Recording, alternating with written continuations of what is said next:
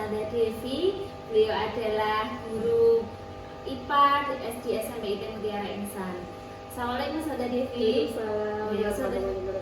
Ya, Ustazah Devi, hari ini sesuai dengan diskusi kita kemarin, hari ini saya akan mengobservasi pembelajaran panjenengan di kelas ya.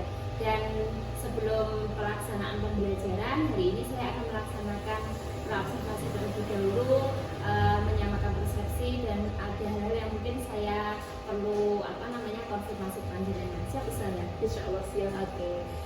Ustazah Devi, hari ini saya mau menyampaikan dulu tujuan dari praobservasi ini adalah untuk mengetahui dan mengevaluasi pembelajaran yang Ustazah Devi nanti laksanakan di kelas. Apakah pembelajaran Ustazah Devi rencanakan sudah sesuai dengan rencana pembelajaran yang panjenengan sudah rancang gitu di Ustazah.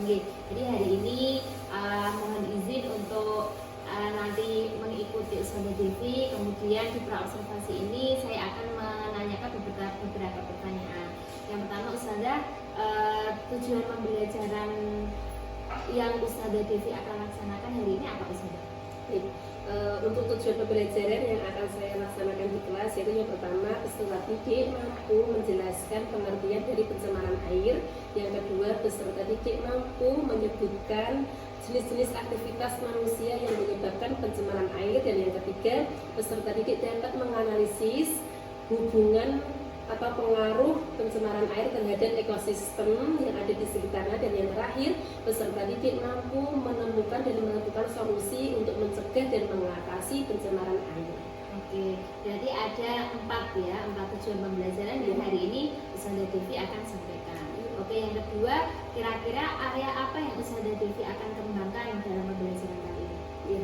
Untuk pembelajaran ini di bab pencemaran air, saya akan mengembangkan terkait ranah kognitif atau pengetahuannya dan psikomotorik atau keterampilannya, di mana ketika pengetahuannya diharapkan nanti peserta didik tadi mampu menemukan solusi dari masalah yang ada di sekitar lingkungan mereka, karena kebetulan siswa ini tempat tinggalnya berada di daerah Bengawan Solo. Kemudian untuk fenomena yang saat ini terjadi yaitu terkait enceng gondok, sehingga enceng gondok merupakan salah satu dari pencemaran air. Dari situ nanti akan kita gali pengetahuan mereka tadi apa sih pencemaran air, kemudian aktivitas manusia apa yang menyebabkan pencemaran air, kemudian selanjutnya pengaruh pencemaran air terhadap lingkungan yang ada di sekitarnya. Dan terakhir, dari segi keterampilannya saya akan mengembangkan dari segi produknya. Mereka nanti diharapkan mampu menemukan dan mengatasi solusi dari pencemaran air tadi, terutama enceng gondok, bagaimana enceng gondok itu bisa diatasi sehingga tidak menjadi pencemaran air di lingkungan Bengawan Solo. Oke, berarti area yang Ustazah Devi akan kembangkan pada pembelajaran kali ini adalah pengetahuan dan keterampilan terkait dengan fenomena yang ada di sekitar peserta didik kita atau lingkungan sekolah itu.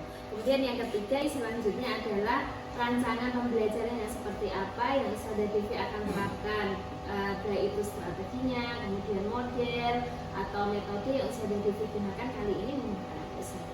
Baik, untuk strategi pembelajaran yang akan saya terapkan di kelas yaitu menggunakan diferensiasi produk yang terintegrasi dengan KSE, di mana nanti saya akan membebaskan peserta didik untuk menemukan solusi dan mengatasi pencemaran air melalui sebuah produk yang nanti mereka akan mencari di sumber internet melalui literasi mereka. Kemudian untuk modelnya saya menggunakan project based learning, di mana nanti mereka membuat sebuah produk untuk mengatasi masalah pencemaran air yang ada di sekitar lingkungan mereka. Kemudian yang ketiga, saya akan menggunakan metode ceramah, diskusi, dan tanya jawab. Oke, berarti strateginya adalah diferensiasi produk, kemudian modelnya adalah PJBR, dan metodenya adalah metode diskusi, ceramah, dan tanya jawab. Oke. Kemudian selanjutnya bagaimana atau media apa yang Ustazah Devi akan gunakan untuk pembelajaran ini? Baik, saya akan menggunakan media. Yang pertama yaitu ada komputer, ada LCD, proyektor, kemudian ada LKPD dan ada bahan ajar. Oke. Terus untuk pertanyaan terakhir, kapan Ustazah Devi akan melaksanakan ini dan di kelas berapa? Saya akan melaksanakan kegiatan pembelajaran ini di bab pencemaran air di kelas 7 Akhwat. Hari ini di jam kedua. Oke, Ustazah Devi, insya Allah itu pertanyaan yang saya konfirmasikan. Kemudian mohon izin setelah ini nanti saya akan ikut masuk ke kelasnya Ustazah Devi untuk mengikuti atau mengobservasi kegiatan pembelajaran yang Ustazah Devi laksanakan. Siap ya? Oke. Assalamualaikum Ustazah. Waalaikumsalam.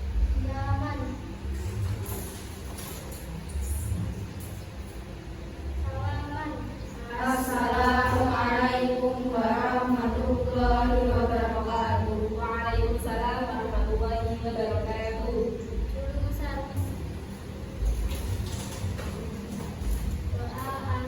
A'udzu billahi minasy syaithanir rajim. Alhamdulillahirabbil alamin. Siang hari ini kita berjumpa lagi bersama Ustazah Devi dalam pelajaran IPA. Tidak seperti biasanya, karena hari ini kita akan didampingi oleh Ustazah Nuning yang nanti akan melihat kegiatan pembelajaran kita pada siang hari ini. Apa kalian sudah siap? Siap? Siap. Oke, apakah hari ini ada yang tidak masuk? Siapa yang tidak masuk hari ini? Dan Nabila, alasannya tidak masuk? Sakit. Oke, baik, kita doakan semoga Mbak Nabila segera sembuh dan bisa sekolah seperti sedia kala. Amin ya rabbal alamin. Apa? Iya, masih semangat? Masih ya. Ekosistem itu adalah suatu sistem di mana di situ terjadi hubungan interaksi antara lingkungan biotik dan lingkungan abiotik. Ada kata-kata lingkungan biotik dan abiotik. Siapa yang mau memberikan contoh lingkungan biotik itu apa saja contohnya?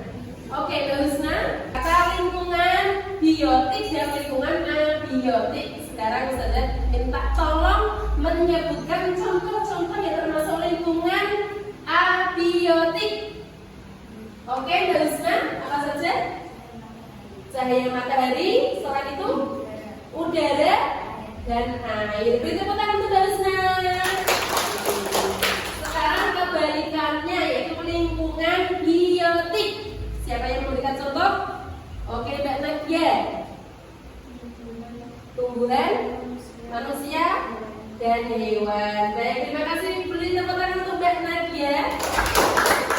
Ingat ya tentang ekosistem. Intinya di situ terjadi hubungan interaksi antara makhluk hidup dan makhluk tidak hidup yang saling mempengaruhi. Selanjutnya, karena ada interaksi, maka akan terjadi hal-hal yang berpositif atau yang negatif, pasti ada ya. Ada interaksi, pasti ada sesuatu. Oke, selanjutnya Ustazah ingin melanjutkan materi selanjutnya. Perhatikan video berikut ini. Silakan disimak videonya. Sudah menyaksikan video barunya itu terkait sungai yang tercemar oleh sesuatu. Coba dari video tadi, informasi apa yang kalian dapatkan? Yang Ustazah tanyakan, mengapa ikan yang ada di sungai tersebut banyak yang mati? Oke, Mbak Hira? Baik, karena sungainya tercemar. Selanjutnya, apa yang menyebabkan sungai tercemar? Oke, Mbak Revina?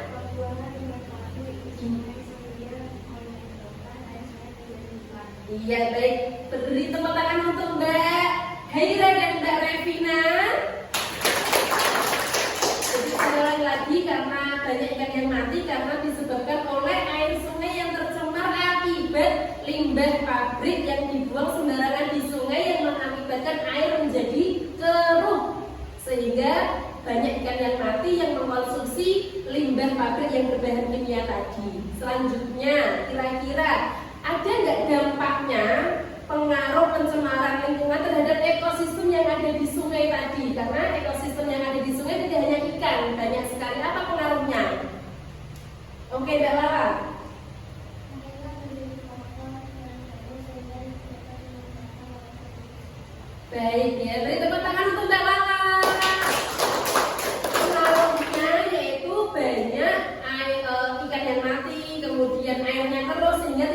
dimanfaatkan oleh penduduk sekitar sehingga berpengaruh antara lingkungan biotik dan lingkungan abiotik ya. Kalau tadi yang Lala sebutkan pengaruh antara lingkungan biotik dengan biotik, yaitu para penduduk di sekitar sungai yang tercemar atau ikan yang mati atau sungai yang tercemar baik lingkungan biotik ataupun abiotiknya mempengaruhi kehidupan lingkungan biotiknya, yaitu penduduk di situ tidak dapat memanfaatkannya, baik ikannya tidak bisa dikonsumsi, airnya tidak bisa dipakai dalam kehidupan sehari-hari. Selanjutnya kira-kira kalau sudah seperti itu, apakah bisa diatasi? Apakah kalian bisa memiliki solusi dari pencemaran air tersebut? Ada yang bisa memberikan solusi? Ya, kira-kira solusinya apa Mbak Fafa untuk mengatasi pencemaran air?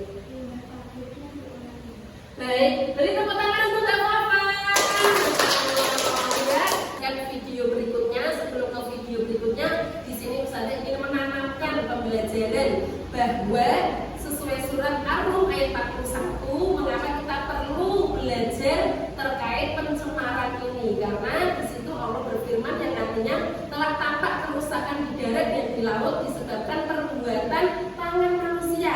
Melalui hal itu Allah membuat mereka merasakan sebagian dari akibat perbuatan mereka agar mereka kembali ke jalan yang benar. Jelas sekali, siapakah tadi yang menyebabkan air sungai Cilengsi tadi tercemar? Siapa yang mengakibatkan? Ulah siapa? Manusia. Karena apa? Membuang limbah sembarangan. Akhirnya yang merasakan kerusakannya siapa lagi? Manusia. Sehingga Allah menampakkan ya, akibat perbuatannya itu ditampakkan. Akhirnya mereka tidak bisa memanfaatkan ikan, tidak bisa menggunakan air sebagai PDAM-nya ya, yang sumbernya dari sungai, supaya manusia kembali ke jalan yang benar. Seperti kalian saat ini, kalian diminta untuk belajar. Apa sih manfaatnya belajar pencemaran air, pencemaran tanah nanti, pencemaran udara, supaya kalian tidak melakukan atau tidak merusak darat dan laut ya. Silakan, nanti ada 10 soal pretest, cukup mudah, gak pernah ya. Nanti silakan dijawab sesuai kemampuan awal kalian ya.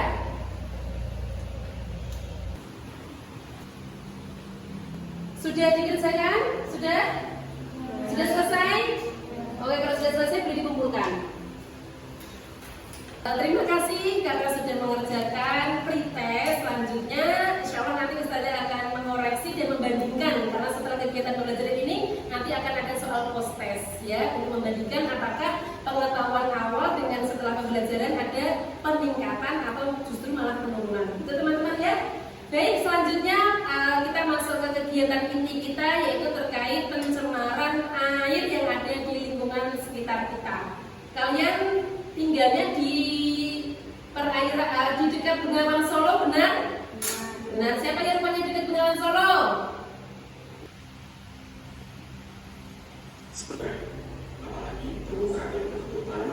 Kalian sudah menyaksikan video yaitu tentang apa videonya tadi?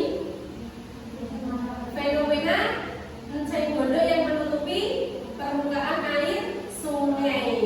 Nanti silakan berdasarkan video tadi, Ustazah setelah ini akan membagikan LKPD, di mana nanti kalian akan menyelesaikannya sesuai kelompoknya. Sebelumnya Ustazah ingin membagi ke dalam 3 kelompok. Bisa dipahami? Bisa ya. Setelah Ustazah membagikan kelompok, nanti Ustazah akan membagikan LKPD dan silakan didiskusikan berdasarkan video yang telah kalian saksikan. Silakan Ustazah minta tolong berhitung 1 sampai 3 dimulai dari bagian.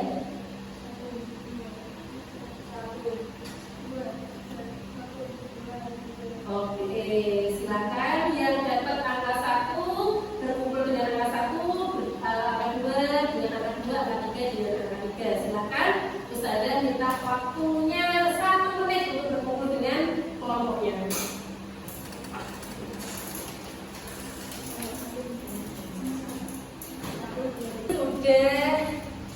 Duduk sesuai kelompoknya masing-masing ya. Iya, selanjutnya Ustazah akan membagikan LKPD. Nanti satu orang dapat 1 LKPD ya. Silakan nanti didiskusikan didiskusikan bersama-sama. Setelah nanti didiskusikan bersama-sama, dijawab sesuai yang ada di LKPD. Setelah nanti sebelum Ustazah tutup pembelajaran dari ini, Ustazah ingin mengetahui hasil pengerjaan dari LKPD. Nanti harapannya dari 3 kelompok ini semuanya bisa mempresentasikan hasilnya di depan kelas. Apakah sudah siap? Siap? Siap. Oke.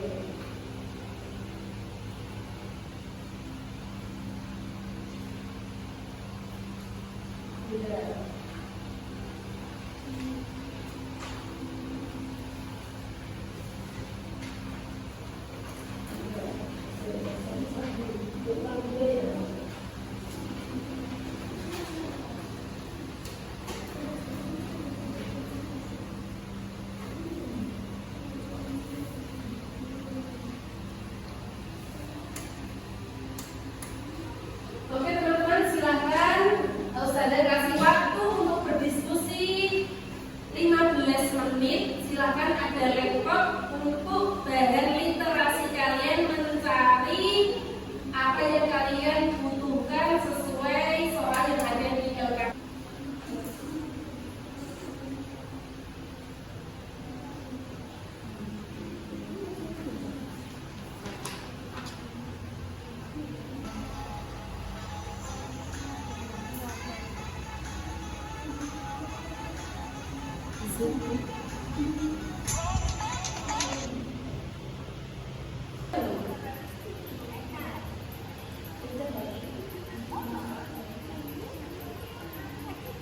Karena waktunya sudah habis, waktu berdiskusinya sudah habis, sebelum Ustazah nanti menunjuk kelompok yang presentasi yang pertama kali siapa, sebelumnya Ustazah ingin mengetahui kira-kira dari Enceng Gondok yang ada di Bengawan Solo, kira-kira kalian mau memanfaatkannya untuk apa? Coba Ustazah ingin tahu jawabannya. Dari kelompok 1 ingin memanfaatkan Enceng Gondok untuk dibuat apa?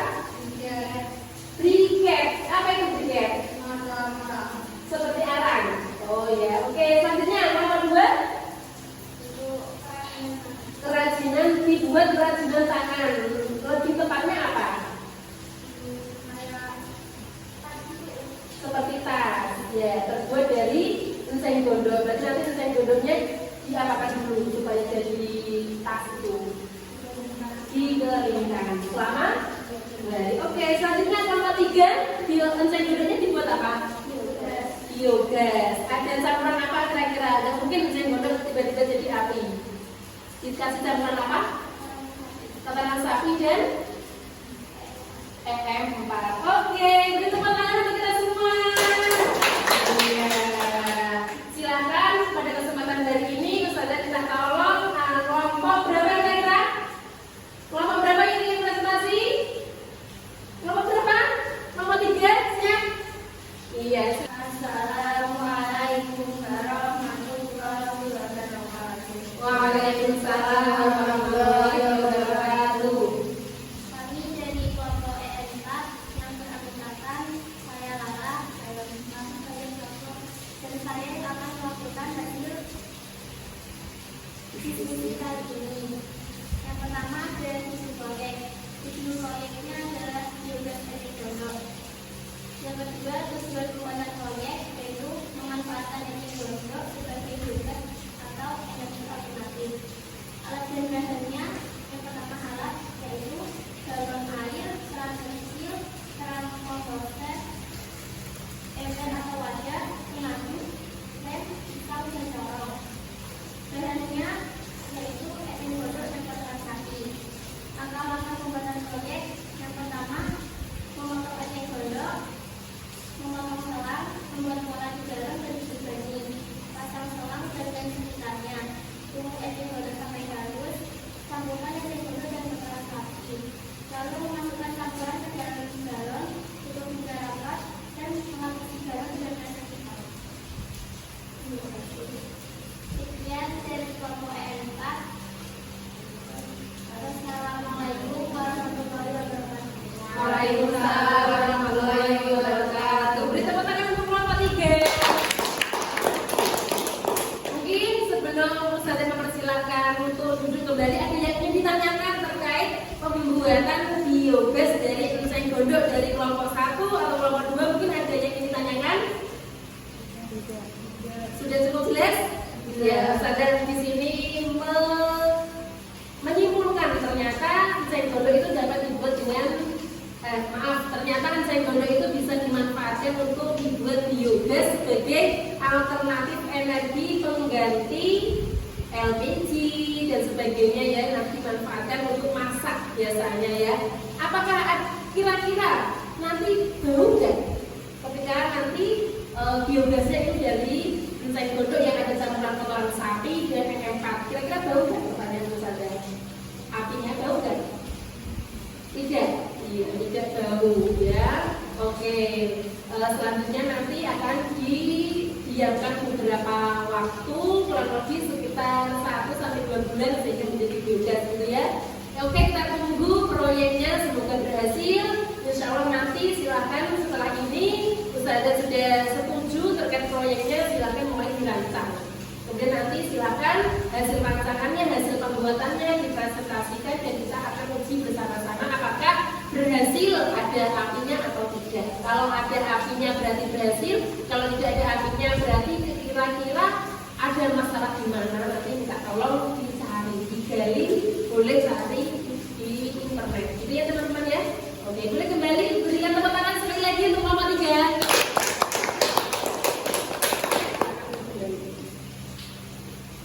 Alhamdulillah, kegiatan pada siang hari ini sudah cukup, insya Allah.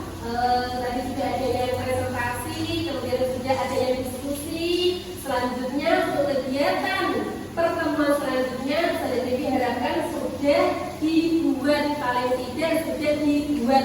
Kalau biogas berarti sudah dibuat, tinggal menunggu hasilnya. Kemudian untuk kerajinan tangan seperti tas, harusnya untuk waktu yang 1 pekan harusnya sudah jadi ya. Jadi pertemuan berikutnya Ustazah harapkan sudah ada produk yang dibawa ke sekolah. Nanti selama proses 6 bulan Ustazah minta tolong di video setiap stepnya, tahapan-tahapannya membuat di video kita lihat bersama-sama. Kemudian juga dengan yang kelompok briket juga sama ya. Nanti hasil briketnya dibawa ke sekolah, jangan lupa setiap pembuatannya di video sebagai bukti bahwa kalian sudah melaksanakan dengan baik. Ada yang ditanyakan? Sampai sini sudah paham? Oke, mari kita tutup kegiatan pembelajaran pada hari ini dengan membaca hamdalah, istighfar dan doa kafaratul majlis. Astagfirullahaladzim, subhanakallahumma wa bihamdika, asyhadu an la ilaha illa anta, astaghfiruka wa atubu ilaik. Kurang lebihnya sudah dimohon maaf. Sampai bertemu di pertemuan selanjutnya. Akhirul kalam, wassalamualaikum warahmatullahi wabarakatuh. Selamat siang, Saudara Nubin. Gimana perasaannya yang hari ini sudah melaksanakan pembelajaran diferensiasi dan perencanaan yang ketika praobservasi tadi disampaikan? Alhamdulillah, perasaan saya awalnya grogi karena memang belum terbiasa ketika saya mengajar itu dinilai atau dilihat langsung oleh guru atau teman sebaya saya. Selanjutnya karena sudah direncanakan melalui pembuatan RPP dan alhamdulillah saya sendiri yang membuat, sehingga rasa grogi itu lambat laun menjadi saya nikmati dan alhamdulillah saya sangat senang sekali belajar pada hari ini bersama Pak Suci. Alhamdulillah saya juga merasakan yang sama ya. Jadi anak-anak di awal-awal itu agak canggung gitu ya, tapi setelah berjalannya waktu Ustazah Devi juga sudah mulai enjoy rasa nyaman, kemudian rasa enjoy ini ditangkap oleh anak-anak dan pembelajaran mengalir seperti yang direncanakan. Saya juga sangat menikmati pembelajaran hari ini. Kemudian Ustazah Devi bisa menceritakan kembali area perkembangan yang Ustazah Devi rencanakan di awal seperti apa sih?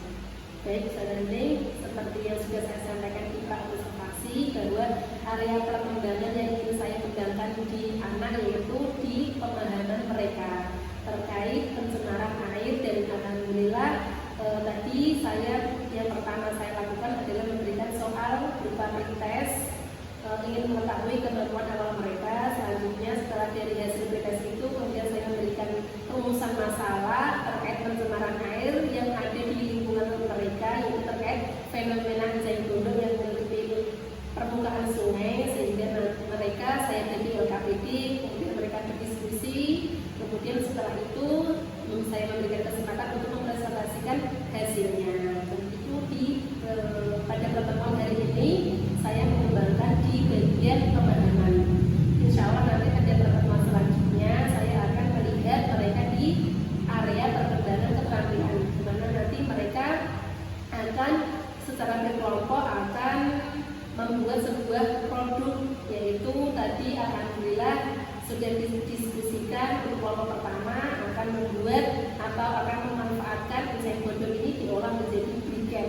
Kemudian kelompok 2 akan dibuat kerajinan tangan seperti tas. Kemudian yang kelompok 3 akan dibuat biogas. Jadi rencana pembelajarannya berjalan dengan baik, kayak seperti diferensiasinya sudah terlihat, KSN-nya juga sudah nampak gitu ya. Ya, jadi tadi untuk diferensiasinya tadi saya menyatakan berdiferensiasi produk. Kemudian untuk KSE-nya alhamdulillah tadi anak-anak sudah muncul kesadaran diri untuk selalu berdoa. Kemudian secara emosinya alhamdulillah tadi jalannya diskusi sudah cukup baik, anak-anak tidak ada yang emosi, kemudian menghargai pendapat satu sama lain. Saudara Devi, selanjutnya apa hambatan atau kekurangan yang Saudara Devi rasakan ketika tadi memimpin pembelajaran di kelas 7? Baik, untuk hambatan karena kelas ini jauh dari sumber wifi sehingga tadi terkendala internetnya saja, sehingga anak-anak sedikit bosan karena menunggu jaringan internet yang tidak lancar. Alhamdulillah tadi sudah terkondisikan dengan baik karena KSE-nya sudah bagus seperti itu.